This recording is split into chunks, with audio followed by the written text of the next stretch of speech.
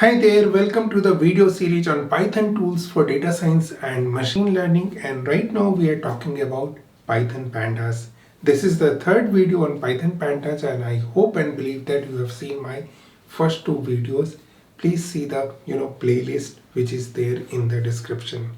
Okay, so in this particular video we are going to talk about only one function of Python Pandas called GroupBy. Why one complete video on this particular function? Because this is important to explain, because you will end up using it all the time or most of the time. So let's talk about the GroupBy function of Python Pandas. So GroupBy operation involves some combination of this is the definition of a GroupBy function. You can consider I have taken these texts from the official Python Pandas library. So a GroupBy operation involves some combination of these three: splitting the object, applying a function, and combining the results. Okay, so don't worry about it if you haven't understood the meaning of these things. We are gonna see. First, let's import pandas and numpy.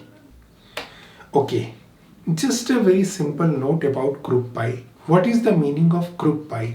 When you want to group things, when you can group things when there are more than one things, or one items of the same type. Okay, that's the only way we can group. Group of people, more than one people, group of things, more than one thing.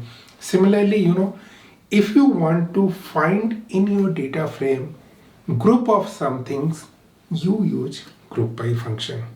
So I've created a specific CSV file, and here is how the data frame looks like.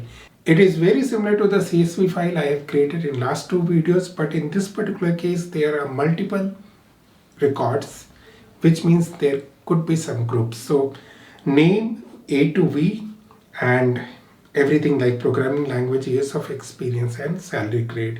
This is the data frame what I will be using in today's video. Now first, what happens when you call GroupBy on anything? Once you call GroupBy on any column in the data frame, you get an object called DataFrame GroupBy. So whatever functions you will apply on the GroupBy result, all those functions are coming from DataFrame GroupBy. Okay, so let's create a DFGB DataFrame GroupBy and take the GroupBy name. Okay, and if I just call the function describe over there, I will get lots of information, but not in here, not in this case, because in here, in this particular case, the numeric values are scarce. There is only years of experience where we have numeric value, and just see these kind of data we will get. But remember, I created a group on name. There is no duplicate name. All names are unique. It's A to V. Okay, A, B, C, D till V. So there is no unique or duplicate name, right? So that's why group doesn't make any sense. I just gave you a simple example what you can use with GroupBy and what you can get using describe function. Now let's group by something which is more interesting. Let's group by using years of experience. So first and foremost, I know I will get DataFrame GroupBy object and I am calling count function on that. So I am grouping the things by years of experience and I am using count function.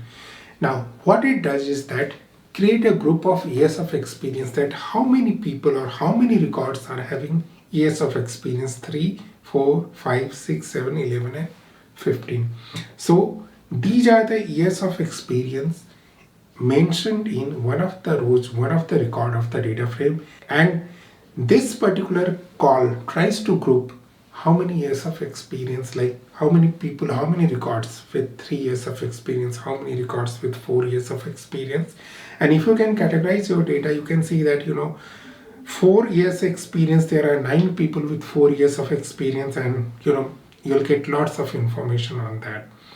Now let's use the describe function on years of experience. So now what happens that for all the rest of the columns, okay, you get some very important things like count, unique, top, frequency. Now count and unique is same in my case, most likely because there is no duplicates, okay? But this will give you a very good idea about your data, okay? So, just see this data as a reference. I have deliberately used, non-numeric most of the time so that it's easy for you to understand. You can use the same in any data frame with, 20, 30, 40 columns and you'll get a very decent output. Now let's add a, empty row. Okay. So I will import math. I'll create a dictionary with, programming language, null, years of experience, not a number, salary grade null, and I'll just append the data frame into the existing data frame. So in place append doesn't happen, so we need to get the result. And here is how my data frame looks like right now. We have Z with empty values. This is just to show you what happens when there are some empty records. Now let's go to group by experience and count again. Nothing happens over here, right? Nothing, the empty record doesn't count, so that will not come over here. We don't have an empty record, right? Empty years of experience. And if we describe this, again, there is nothing. So you might be thinking that, the empty records or null values, not a number values, don't create any impact. Well, let's see group by name, and there is another function called all. In this case, you can see the false over here, false and false. But unfortunately, in case of years of experience, even the NaN, not a number, is considered as a value. Okay.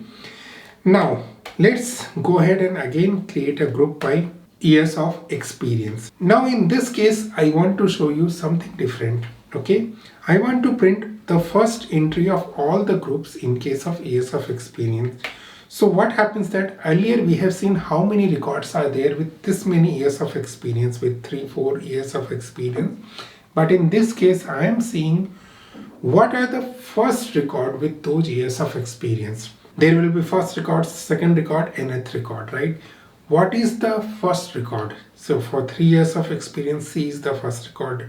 7 years of experience, G is the first record. And if you want to get all the records in a particular group value, for example 3, you can use the function getGroup. You get all the records with 3 years of experience. I think 4 was 9 records, so you get all the 9 records with 4 years of experience. So this is group by column in one columns. What if we want to aggregate more than one columns in group by? You can do it, but beyond a point it gets complicated, so be very careful whether you really need it or there is some simpler way to do it. But if you want to do it, here is how you can do it. You can pass group by in an array notation more than one column. In this case, I have passed years of experience and programming language. My group is created. Let's see how it looks like. So first group is years of experience. Second group on that years of experience is programming languages. So in case of 3 years of experience, there are only one group of programming languages called Python and Java. But in case of 4 years of experience, there are people with 4 groups: C#, C++, C++, Go, and Rust. Sorry, 3 groups, right? You can see number of count of records over there for each group. So it helps you to further segregate your data or further simplify your data. Okay, we can even see count of each records, right? 3, 4, name, number of records in name, salary, grade, and so on and so forth. Now you can use some mathematical function like mean, median, and sum in group by. So if I just call sum function in years of experience group by, well, see what happens. The rest of the columns, name, programming language, and salary grade, things are being summed up. Even the texts are being summed up. Okay. So in case of programming language, I'll get years of experience summed up. So these are some mathematical operations you can do. Mathematical operations are easy, and you know what functions you'll end up calling, but it is very important to understand what is the meaning of group by, and how we create groups and subgroup of the groups with multiple columns group by. So that's all I had for today's video. I hope and believe that I was able to explain the group by in Pandas DataFrame in the best possible way. Thank you all. Thanks for watching. We will meet again. Until the next time we meet, good day, goodbye. You take care.